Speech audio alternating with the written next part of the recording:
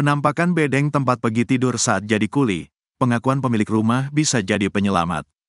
Pegi Setiawan dijadwalkan kembali menjalani sidang pra-peradilan di Pengadilan Negeri Bandung, Jawa Barat pada tanggal 1 Juli tahun 2024 mendatang. Pegi Setiawan melalui tim kuasa hukumnya berupaya membuktikan jika dia tak terlibat dalam tewasnya Vina dan Eki pada tahun 2016 silam. Pria yang berprofesi sebagai kuli bangunan itu menegaskan, jika dia tengah bekerja di Bandung saat peristiwa tewasnya Vina dan Eki. Namun Polda Jawa Barat tetap menangkap dan menuding jika Pegi Setiawan adalah pelaku yang menyebabkan Vina dan Eki tewas. Ibnu, kuli bangunan sempat berujar jika Pegi Setiawan saat Vina dan Eki tewas memang tengah bekerja di Bandung. Namun hal itu belum menjadi bukti kuat. Polda Jawa Barat tetap menuduh jika Pegi Setiawan terlibat dalam pembunuhan kasus Vina Cirebon. Jelang sidang pra-peradilan, pemilik rumah tempat Pegi Setiawan bekerja pada saat itu muncul dan memberi kesaksian. Sampai finishing pengerjaan rumah, Pegi dan Rudi ada di sini, ucap Agus, pemilik rumah tempat Pegi Setiawan bekerja. Dilihat tribunnews.bogor.com dari tayangan ABE News TV, Selasa, tanggal 25 Juni tahun 2024. Penampakan bedeng. Sementara itu, Agus menunjukkan bedeng tempat Pegi Setiawan beristirahat usai lelah bekerja jadi kuli bangunan. Bedeng itu kini telah berubah menjadi saung. Pantauan tribunnews.bogor.com, saung itu terbuat dari kayu, di mana alasnya diberi tikar berwarna hijau. Dahulu, kata Agus, Pegi Setiawan dan kuli bangunan lainnya mendirikan bedeng dengan ala kadarnya. Dulu ini tempat Pegi beristirahat. Ini bedengnya. Pekerja bangunan bikin saung di sini buat istirahat, jelasnya. Agus menegaskan, Pegi Setiawan tak pernah keluar. Setiap hari Pegi di sini. Dia tidak kemana-kemana. Dia tidak bertingkah, paparnya. Dia di sini tidak ada kenalan. Jadi ya selama kerja dia hanya di sini, sambungnya. Selama bekerja, Pegi kelakuannya baik, tak ada komplain, bebernya. Pegi Setiawan dikatakan jika dia menjadi orang terakhir yang keluar dari rumah. Yang terakhir kerja sampai finishing itu Pegi, Rudi, Ibnu dan Robi. Itu 4 orang terakhir, pungkasnya. Sosok Sudirman terpidana yang pertama kali akui bunuh Vina dan Eki. Tampang Sudirman, terpidana kasus pembunuhan Vina dan Eki di Cirebon, akhirnya diungkap keluarga. Sudirman jadi satu dari 7 terpidana yang ditangkap oleh ayah Eki, Ibtu Rudiana pada tanggal 31 Agustus tahun 2016. Bahkan Sudirman disebut-sebut sebagai terpidana yang pertama kali mengaku membunuh Vina dan Eki. Menurut keluarganya, Sudirman memiliki keterbelakangan mental. Bahkan Sudirman baru lulus sekolah dasar, SD, di usia 17 tahun. Hal itu terungkap pada ijazah kelulusan SD Sudirman yang diperlihatkan oleh keluarganya. Pada ijazahnya itu tertulis Sudirman lulusan SD Pelandakan 2, Kecamatan Kesambi, Kota Cirebon. Menurut kakak kandung Sudirman, Beni Indrayana, adiknya itu beda sekolah dengan Pegi Setiawan. Sebab sempat beredar informasi kalau Sudirman dan Pegi Setiawan itu teman satu sekolah. Beda, Sudirman itu SD Pelandakan 2, kalau Pegi SD Pelandakan I, kata Beni Indrayana dikutip dari YouTube Kang Deddy Mulyadi Channel, Selasa, tanggal 25 Juni tahun 2024. Meski begitu, lanjut dia, SD Pelandakan I dan 2 itu masih dalam satu komplek yang sama. Jadi mengenal, kata dia. Beni kemudian memperlihatkan ijazah SD Sudirman yang mana adiknya itu lahir pada tahun 1995. Pada ijazah itu, tercatat Sudirman baru lulus tahun 2012. Melihat itu, Deddy Mulyadi pun tampak kaget. Sebab, itu artinya Sudirman baru lulus saat usianya sudah 17 tahun. Harusnya lulus tahun 2008, berarti tidak naik kelas 4 kali, kata Deddy Mulyadi. Ia bahkan menghitung ulang dan hasilnya tetap sama. Sudirman memang sekolah SD selama 10 tahun, di mana normalnya hanya 6 tahun. Orang lain sudah masuk SMA, Sudirman masih SD, kata Deddy Mulyadi lagi. Dilihat dari ijazahnya itu, Sudirman juga memiliki nilai yang kurang. Rata data nilai yang didapat Sudirman yakni 6,92. Sudirman hanya mendapat satu nilai 7, yakni mata pelajaran keterampilan tangan dan kesenian. Untuk mata pelajaran lainnya kebanyakan mendapat nilai 6 dan 5. Menurut Beni Indrayana, Sudirman di lingkungan rumahnya sering dibully. Bahkan di teman-teman sebayanya, ia seringkali disuruh-suruh. Dia itu kalau di lingkungan rumah misalnya disuruh apa aja mau, jadi gampang dibully, sering disuruh-suruh terus nanti dibully. Jelas Benny Sudirman adalah anak kelima Suratno dari 7 bersaudara. Benny mengatakan, hingga saat ini keluarga belum bisa bertemu dengan Sudirman. Pada foto yang dibawa Benny, terlihat Sudirman berwajah mirip dengan dirinya. Ia bertubuh tinggi, kulit bersih dan memiliki janggut tipis. Hakim pra-peradilan Pegi, ancam, Polda Jabar, tegas sebut tak ada kepentingan. Seolah mengancam, para penyidik Polda Jabar, hakim yang memimpin sidang pra-peradilan Pegi Setiawan atas kasus Vina Cirebon, tegas menyebut tak ada kepentingan. Atas dasar itu, hakim sidang pra-peradilan yang diketahui bernama Eman Sulaiman itu menegaskan jika ia tak akan bisa dipengaruhi siapapun dalam sidang yang dipimpinnya tersebut. Diketahui, Pegi Setiawan ditetapkan sebagai tersangka kasus pembunuhan Vina Cirebon dan Eki yang terjadi pada 8 tahun silam. Disebut sebagai buronan selama 8 tahun, akhirnya Pegi ditangkap jajaran kepolisian pada Selasa, tanggal 21 Mei tahun 2024, pukul 18.28 waktu Indonesia Barat. Jajaran Polda Jabar menangkap Pegi di Bandung tanpa perlawanan. Sedianya, sidang pra-peradilan Pegi Setiawan dijadwalkan digelar Senin, tanggal 24 Juni tahun 2024, di Pengadilan Negeri Bandung. Namun, hakim pun terpaksa menunda hingga pekan depan, Senin, tanggal 1 Juli tahun 2024, lantaran pihak termohon dalam hal ini Polda Jabar mangkir. Eman Sulaiman pun menegaskan jangan ada yang berani coba-coba mempengaruhi dirinya. Ia mengatakan, dirinya akan mengabaikan siapapun yang akan mempengaruhinya. Eman Sulaiman bahkan mempertaruhkan kredibilitasnya selama ini sebagai seorang hakim. Kalaupun ada yang mencoba-coba orang yang mempengaruhi, saya abaikan, kata Eman Sulaiman dikutip dari Kompas TV, Senin, tanggal 24 Juni tahun 2024. Dirinya menegaskan kalau ia tak ada kepentingan sama sekali dalam perkara Pegi Setiawan sebagai tersangka pembunuhan Vina dan Eki. Jangan sampai ada asumsi-asumsi aneh, kata dia. Bahkan menurut Eman Sulaiman, kredibilitasnya sebagai hakim sudah diketahui pengacara-pengacara di Kecamatan Sumber, Kota Cirebon.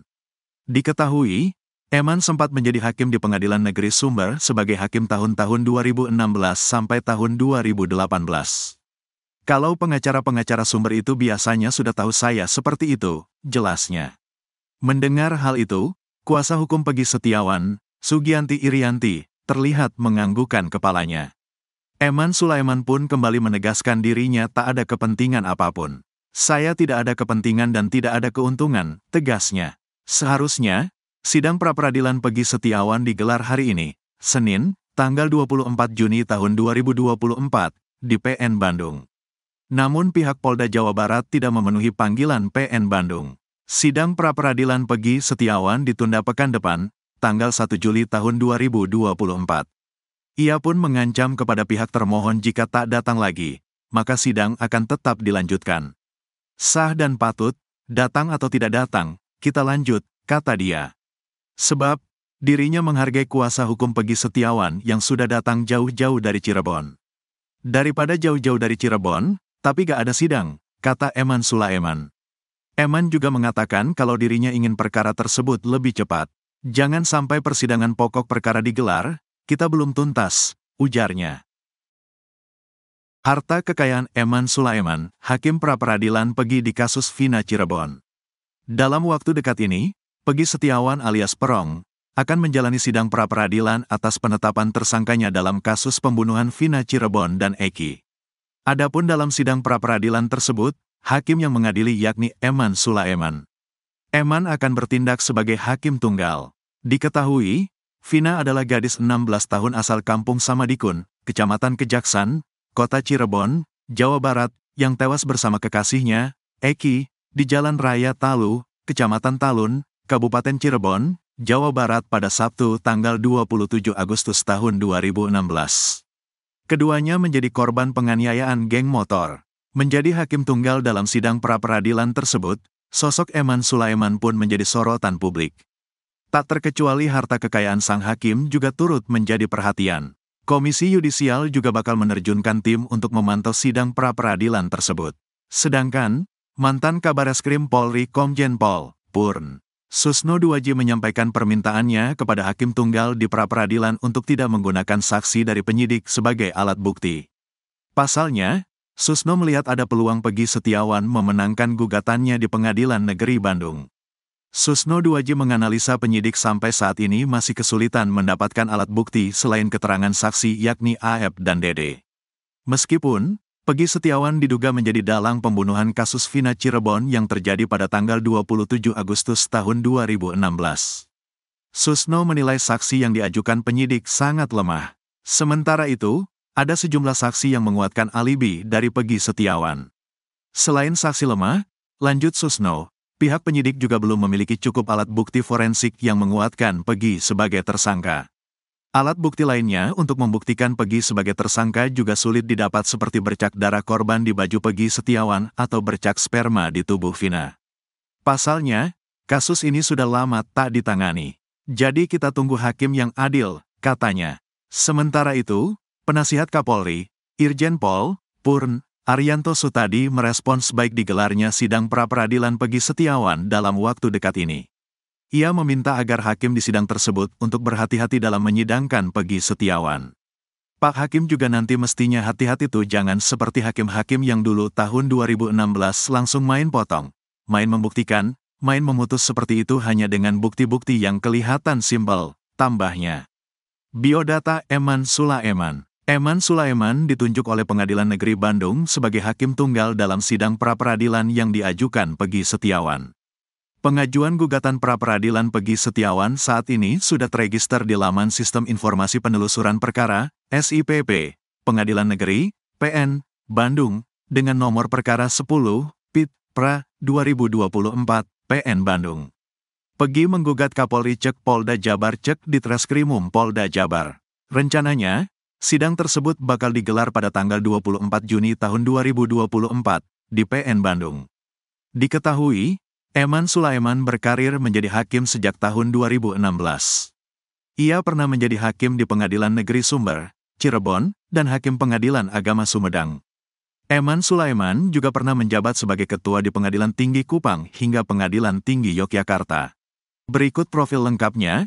Nama, Eman Sulaiman, S. Hanif, 1975410 20000121 001 pangkat, golongan, pembina tingkat 14, BTMT pangkat, 2021, 0401 jabatan, Hakim Pengadilan Negeri Bandung TMT jabatan, tahun 2021 sampai 07.0005 tempat lahir, Karawang tanggal lahir, tanggal 10 April tahun 1975 pendidikan, S1 tahun 1999 riwayat jabatan, Pengadilan Negeri Bandung sebagai hakim. 2021 sekarang. Pengadilan Negeri Wonosari sebagai ketua, tahun 2019 sampai tahun 2020. Pengadilan Negeri Rotendao, Kupang sebagai ketua, tahun 2017 sampai tahun 2018. Pengadilan Agama Indramayu sebagai hakim, 2018. Pengadilan Negeri Sumber sebagai hakim, 2016. Pengadilan Agama Sumedang sebagai hakim, 2009. Diklat, Mahkamah Agung RI. Teknis Justisial Harta Kekayaan. Dikutip dari laman Laporan Harta Kekayaan Pejabat Negara, LHKPN, KPK, Eman Sulaiman memiliki total harta kekayaan Rp294.031.507. Hartanya terdiri dari 2 rumah dan 1 unit sepeda motor. Hakim Eman Sulaiman tak memiliki mobil. Eman Sulaiman juga tercatat memiliki utang Rp480.434.229. Berikut daftar lengkap harta kekayaannya. Idata harta tanah dan bangunan Rp720 juta. 1. Tanah dan bangunan seluas 421 meter 2/421 m2 di Kap, Kota Pemalang, hasil sendiri Rp600 juta. 2. Tanah dan bangunan seluas 104 meter 2/104 m2 di Kap, Kota Bogor, hasil sendiri Rp120 juta. B. Alat transportasi dan mesin Rp6.500.000. 1. Motor, Honda NC11 CF1 CAT tahun 2013, Hasil sendiri Rp6.500.000. C. Harta bergerak lainnya Rp12.400.000. D. Surat berharga Rp0. E. Kas dan setara kas Rp35.565.736. F. Harta lainnya Rp0. Subtotal Rp774.465.736. II. Hutang Rp480.434.229. II. Total harta kekayaan 1-2 Rp294.031.507.